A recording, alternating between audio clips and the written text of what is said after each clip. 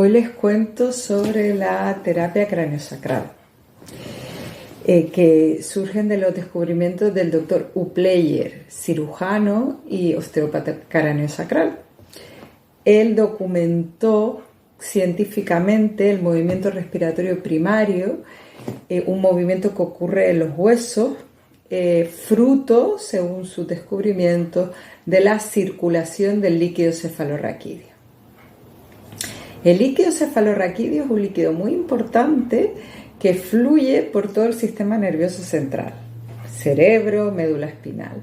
Fluye alrededor de esas membranas que envuelven el cerebro y la médula en contacto con los huesos y también en el interior.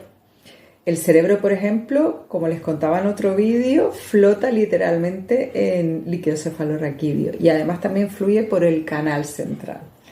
Tiene mucha importancia entender que esta circulación es el origen de este movimiento. Y así lo documentó y así lo explicó el doctor Upleyer. El doctor Upleyer en 1970, haciendo una cirugía de cuello, siendo el cirujano, se dio cuenta que este saco, esta membrana que protegía la médula a la altura del cuello, el saco dural, tenía un pálpito, tenía un bombeo, un movimiento rítmico, que no era igual que el respiratorio ni el cardíaco, sino tenía una frecuencia más lenta.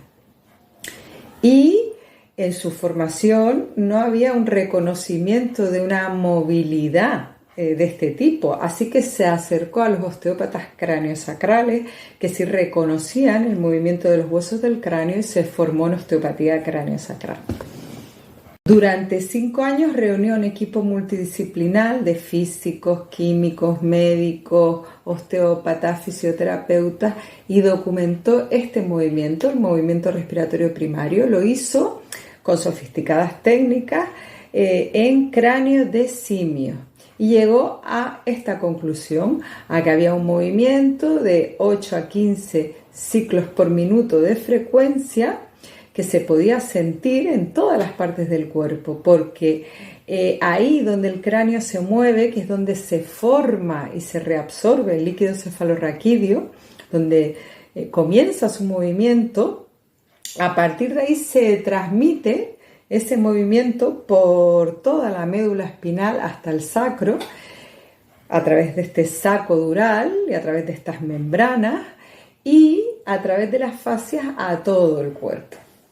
También la interesante aportación del doctor Upleyer fue el concepto y la experiencia de liberación somatoemocional. O sea, se empezó a dar cuenta que cuando trataba a través de las técnicas que fue él incorporando, siendo osteópata craneosacral y otras que innovó, se dio cuenta que el tejido tenía memoria emocional. Cuando había un trauma, se irradiaba.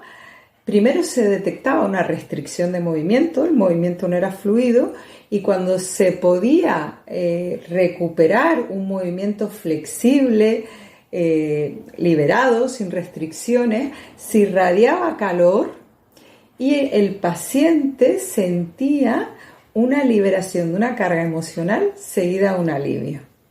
Así que la terapia craneosacral, que es una terapia de por sí misma muy interesante, y que se va evolucionando y cogiendo sus propias técnicas y sus propios matices con esta nueva visión tan interesante de la liberación de la memoria emocional y del trauma, tiene su propio mundo y sus propias aplicaciones muy interesantes.